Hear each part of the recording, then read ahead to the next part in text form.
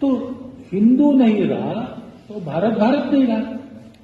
किसी को भी देख लो जो अखंड भारत में था और आज नहीं है, और अपने देश में भी देख लो कहां कहां गड़बड़ है, कहां कहां अस्थिरता है, कहां कहां देश की अखंडता एकात्मता को खतरा है, कहां कहां पर सामाजिक और आर्थिक समस्याएं बड़ी तगड़ी है। अखंड भारत को उन्होंने एक मर्तबा कहा कि साहब हम अंदर तक जाएंगे, फिर अखंड भारत को कहा कि हम अपनी बाउंड्रीज को सेव करेंगे, फिर वो पॉपुलेशन को कहते हैं, फिर वो कहते हैं सारे हिंदू हैं, फिर कहते हैं कि हिंदू खतरे में हैं, बाकी ये हिंदू पॉपुलेशन बढ़ जाएगी। हिंदुओं की संख्या कम हो गई, हिंदुओं की शक्ति कम हो गई, या हिंदुत्व का भाव कम हो गया। तो बहुत सारे बयान उनके जो आते हैं इंतहाई किस्म के जाहिलाना बयान होते हैं, जिनके पीछे कोई लॉजिक नहीं होता। ये बयान भी, इसमें कोई लॉजिक तो है नहीं। हिंदू कहाँ खतरे में है? तो हिंदुत्व का मतलब इस मुल्क में आरएसएस की आइडियोलॉजी है। हिंदुत्व का मतलब है वायलेंस, हिंदुत्व का मतलब है खून बहाना और लोगों को खौफजदा करके अपनी तरफ मोड़ना, और उसके सरखेल आरएसएस के चीफ है। भागवत जी आजकल रोज़ाना ही बोलते हैं, पहले तो कभी कभी बोलते थे। आपको सबको मालूम है कि कभी साल 6 महीने में एक स्टेटमेंट किसी आरएसएस चीफ का आया करता था। और मेरा ख्याल है उनको तो अभी हिंदुइज्म को, हिंदुत्व नहीं, हिंदुइज्म को पढ़ने की मोहन भागवत को बहुत ज़्यादा ज़रूरत है कि इससे बड़ा झूठ कोई नहीं हो सकता।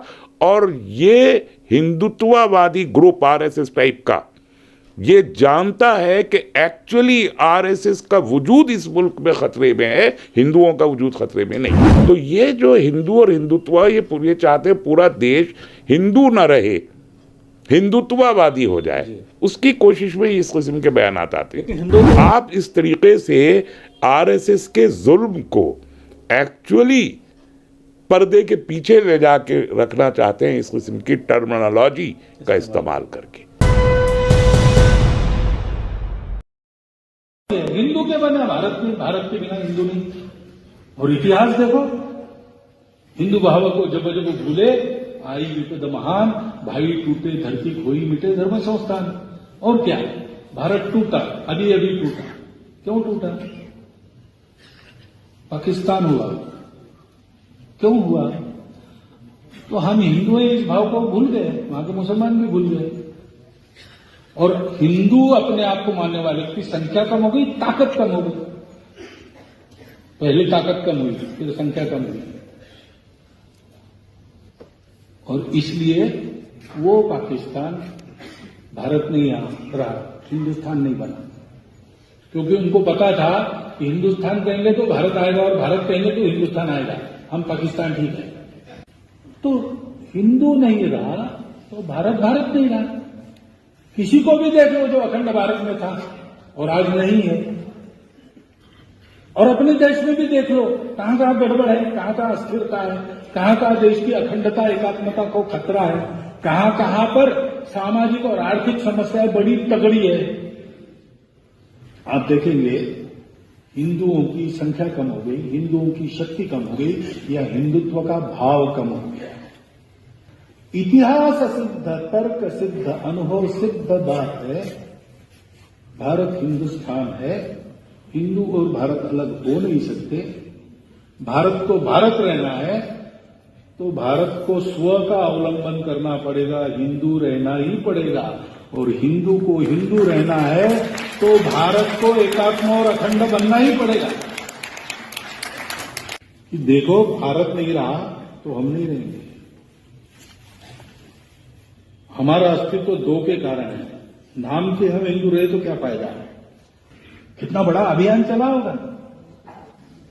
भारत के कारण वो भारत अपने स्व के साथ खड़ा हुआ, वो मूल है हिंदुत्व का, इसलिए हिंदुस्तान हिंदू का।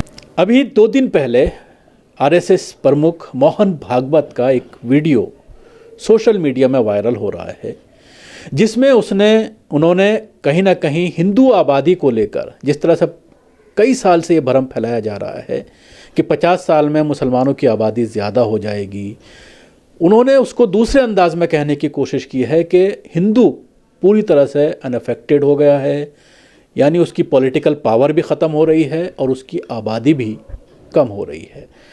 कितनी इसकी हकीकत है, क्या है इसके पीछे राजनीति? क्योंकि इस तरह के बयान उनके ज़रिए अक्सर सामने आते हैं कभी वो ये कहते हैं कि तमाम ही लोग जितने भी वासी हैं देश के, भारत के, वो तमाम हिंदू हैं। तो इस तरह की कंट्रोवर्सी उनके ज़रिए आती है। इसी पर बात करने के लिए हमारे साथ मौजूद हैं डॉक्टर तस्लीम रहमानी साहब, मुस्लिम पॉलिटिकल काउंसिल ऑफ इंडिया के अध्यक्ष। क्या कहना चाहेंगे, इस बयान को किस तरह से देखते हैं? देखिए, मोहन भागवत जी आजकल रोज़ाना ही बोलते हैं, पहले तो कभी कभी बोलते थे। आपको सबको मालूम है कि कभी साल 6 महीने में एक स्टेटमेंट किसी आरएसएस चीफ का आया करता था। ये रोज़ाना बोल रहे हैं और किताब का किसी ना किसी का के बहाने से इजरा करते हुए कोई ऐसी बात बोल जाते हैं। लेकिन आप देखिए, मोहन भागवत जी के बयान एक के बाद एक सेल्फ कंट्राडिक्टरी हैं। अपने ही पिछले बयान को अगले बयान में खारिज कर देते हैं। अखंड भारत को उन्होंने एक मरतबा कहा कि साहब हम अंदर तक जाएंगे, फिर अखंड भारत को कहा कि हम अपनी बाउंड्रीज़ को सेव करेंगे, फिर वो पॉपुलेशन को कहते हैं, फिर वो कहते हैं सारे हिंदू हैं, फिर कहते हैं कि हिंदू खतरे में हैं, बाकी ये हिंदू पॉपुलेशन बढ़ जाएगी।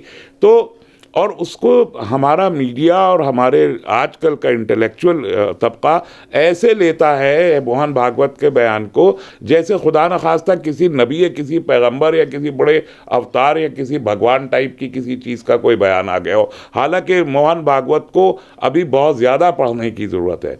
भारत को भी, भारत की राजनीति को भी, भारत के, और मेरा ख्याल है उनको तो अभी हिंदुइज़्म को, हिंदुत्व नहीं, हिंदुइज़्म को पढ़ने की मोहन भागवत को बहुत ज़्यादा ज़रूरत है। तो हम उनके दिए हुए हर बयान को हरफ आखिर तो नहीं समझ सकते।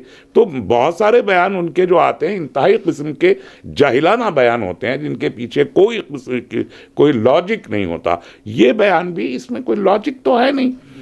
हिंदू कहाँ खतरे में है? आप बताइए, हिंदुस्तान की 29 स्टेट्स में से 28 हो गई, अब 28 स्टेट में से सारे चीफ मिनिस्टर हिंदू हैं, प्रेसिडेंट ऑफ इंडिया हिंदू है, प्राइम मिनिस्टर हिंदू है, सारी कैबिनेट हिंदू है, मैक्सिमम जो एक आध मुसलमान या कुछ दिखता है वो भी हिंदुत्ववादी है, सारे जजेस हिंदू हैं, सुप्रीम कोर्ट के सब जज हिंदू हैं, हाई कोर्ट्स में हिंदू हैं, ब्यूरोक्रेसी में 96% हिंदू है, सारी पुलिस फोर्स के सारे डीजीपी, एसपी, एसएसपी सारे स्टेट्स में सब हिंदू हैं। कहाँ हिंदुओं को खतरा है? अगर इक़्तिदार के तमाम अहम पोजीशन पे अपर कास्ट हिंदू का कब्जा है, upper caste Hindu, Brahmins and ठाकुरों का मुल्क के तमाम इक़्तिदार पे पूरा कंट्रोल है, फिर हिंदू अगर उसके बावजूद भी खतरे में है तो इसका मतलब यह है कि इससे बड़ा झूठ कोई नहीं हो सकता। और ये हिंदुत्ववादी ग्रुप आरएसएस टाइप का ये जानता है कि एक्चुअली आरएसएस का वजूद इस मुल्क में खतरे में है, हिंदुओं का वजूद खतरे में नहीं है। तो शायद मुझे ये लगता है कि इस बयान में उनका मुखातिब जो लोग थे वो थे जो सेकुलर जहनीत के लोग हैं या लेफ़्ट जहनीत के जो लोग हैं, क्योंकि सोशल मीडिया पर अगर आप देखते हैं, जिससे अभी मोदी सरकार बेइंतहा परेशान है, जिस सोशल मीडिया का इस्तेमाल करके सत्ता में मोदी सरकार आई थी, वही अब उनके लिए गले की फांस बन गया है। उसको लेकर के जिस तरह से अभी कानून बनाया जा रहा है, अंकुश लगाया जा रहा है, फेसबुक को बाकायदा 10 बार बुला करके अभी फिर उनको नोटिस किया गया है कि पार्लियामेंट्री कमेटी के सामने फेसबुक को पेश होना है, तो पूरी तरह से दबाव बनाया जा रहा है। और जब सोशल मीडिया पर आप जाते हैं, कोई भी ऐसी घटना होती है जो हिंदुत्ववादियों के ज़रिए अंजाम दी जाती है, तो उसका विरोध बेहिसाब आपको सोशल मीडिया पर ख़ासतौर से लेफ्टिस्ट के जो अकाउंट्स हैं या सेकुलर जहनीत के जो लोग अकाउंट यूज़ कर रहे हैं, तो उसकी तरफ उनका इशारा है कि ये इनकी वजह से कहीं ना कहीं कमज़ोर हो रहा है। देखिए, 62% से ज़्यादा वोट बीजेपी के ख़िलाफ़ 2019 के इलेक्शन में पड़ा है, जो बिल्कुल पीक वोट इलेक्शन था। इसका मतलब ये कि बीजेपी और आरएसएस ये बात जानते हैं कि उनको 38% के ऊपर वोट नहीं मिलेगा। ये एक सैचुरेटेड पोजीशन है। तो अगर ये सैचुरेशन 38% है तो ऑब्वियसली 62% वोट में मैक्सिमम वोट तो हिंदुओं का ही है जो आरएसएस के ख़िलाफ़ गया, बीजेपी के ख़िलाफ़ गया। ये ख़तरे की घंटी है जो अब बीजेपी के नेक्स्ट इलेक्शन में ये वोट गिर के 30% या बिलो 30% हो गया, या यूपी में अभी 2022 के इलेक्शन में ये वोट बिलो 30% हो जाएगा। यहाँ 50% तक गया, 49% वोट हुआ 2019 के लोकसभा इलेक्शन में, और उससे पहले भी 40% था। अब ये पूरा खतरा है कि 2022 के यूपी इलेक्शन में ये बिलो 30% होगा। तो अगर 70% इंडिया आरएसएस के खिलाफ है तो एक्चुअली आरएसएस का एड्रेस और इनका बीजेपी का फेंस सिटिंग हिंदू को है, उसको डरा रहे हैं ये, उसको चाहते हैं कि उसके फोल्ड में वापस आए, और वो भी हिंदुइज्म नहीं, हिंदुत्वा, हिंदूनेस को एक्सेप्ट करे। और इसलिए आप देखिए कि हिंदुत्व और हिंदुइज्म की बहस इन्होंने शुरू कर रखी है, पहले भी कई बार चली है, फिर चला रहे। तो ये जो हिंदू और हिंदुत्व, ये चाहते हैं पूरा देश हिंदू न रहे, हिंदुत्ववादी हो जाए, उसकी कोशिश में इस किस्म के बयान आते हैं। लेकिन हिंदुत्ववादी के जरिए जिस तरह के एक्शंस लिए जाते हैं, अभी हालिया त्रिपुरा फसाद की अगर हम बात करते हैं, उसको लेकर एक पुरजोर आवाज़ उठाई गई, और शायद यही नतीजा है कि यूएपीए जिनके ऊपर लगाया गया वो सरकार को वापस लेना पड़ा। देखिए, यूएपीए जिन 102 लोगों पे लगा, उसकी आप लिस्ट पढ़ लें, उस लिस्ट में मैक्सिमम मोर देन 50% तो नॉन मुस्लिम्स हैं, मोर देन 70% नॉन मुस्लिम है ना।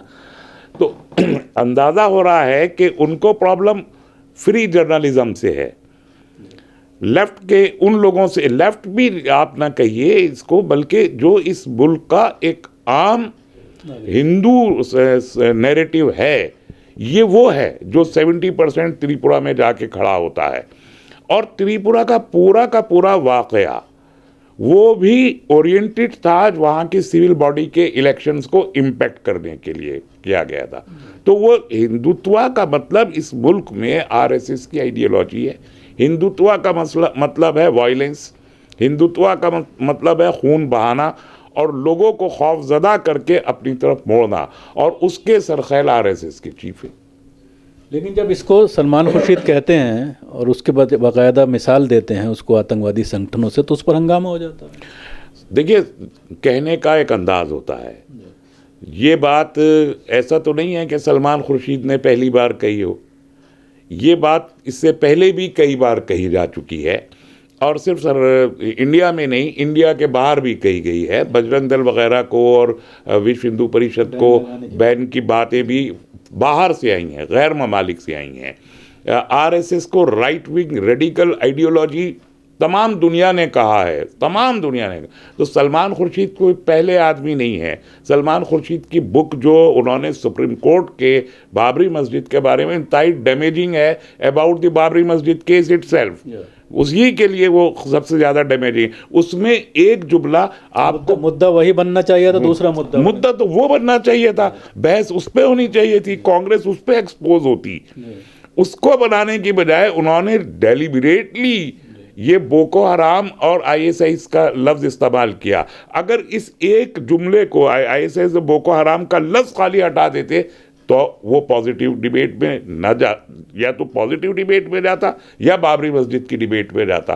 तो ये एक शरीर अंदाज है चीज़ों को पेश करने का, और आप इस तरीके से आरएसएस के जुल्म को एक्चुअली पर्दे के पीछे ले जाके रखना चाहते हैं, इस किस्म की टर्मिनोलॉजी का इस्तेमाल करके।